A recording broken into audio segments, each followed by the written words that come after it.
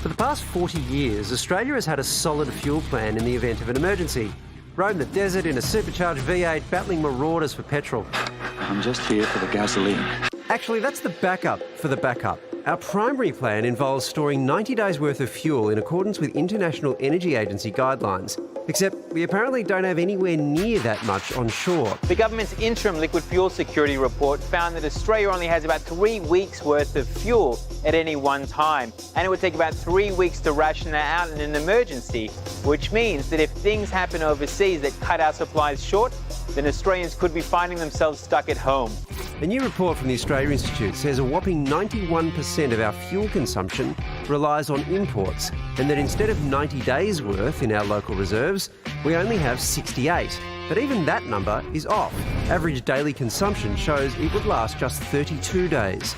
2 years ago, Australia announced plans to shore up our oil reserves. But the shore we used is on the other side of the planet, in America. This is a unique opportunity to begin building a fuel reserve because we are seeing historically low prices. Having so much of our emergency fuel in the US shouldn't be a problem, unless of course the Solomon Islands signs a security deal with China that allows them to have a military presence just 2,000 kilometres off the Australian coast. But it's unlikely that would ever... The Solomon Islands signed a security deal with China.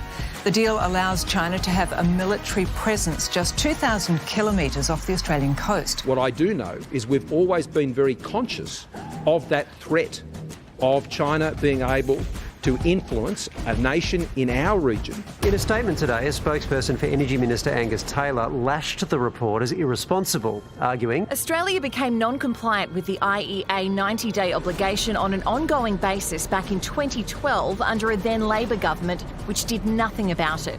Only a coalition government has taken the decisive action to lock in our long-term fuel security. Australia can't get out of this problem with more oil. It can only get out of this problem by shifting to other transport fuels.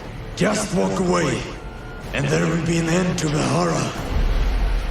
Is it just me, or is storing an emergency fuel supply on the other side of the world in the event of a global disruption have an inherent flaw in it? Well, there'd be a time delay, I would have thought, at the very least, and a logistical problem. Yeah. Yeah, I don't know. What I don't understand, I mean, I take Angus Taylor's point that we fell into this deficit under Labor, but that was the last couple of years of the Labor government, and there's been a long time since. So we still have that shortfall.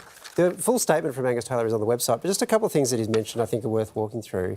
He says that the government has increased our onshore diesel stock holdings by 40% through this big investment they've done, which is sure, but onshore diesel stock holdings isn't the same as crude oil, and so it doesn't actually go to this figure. Now, maybe what he's arguing is, well, it's an alternative, so that sort of shores us up, but it's not the same thing. And the other point he makes is there's a $2.1 billion investment on the uptake of future fuel technologies, which might be going to this point that it's, again, other alternatives. But I still don't get the shortage. I don't get, is it storage capacity? Are we just not buying enough? I can't get my head around it. This has been around for a long time. Yeah. We've done this story several times. I've never really understood why we're in this situation. Certainly got to speed up electric cars, that's one thing for sure. sure. For many reasons. Yeah.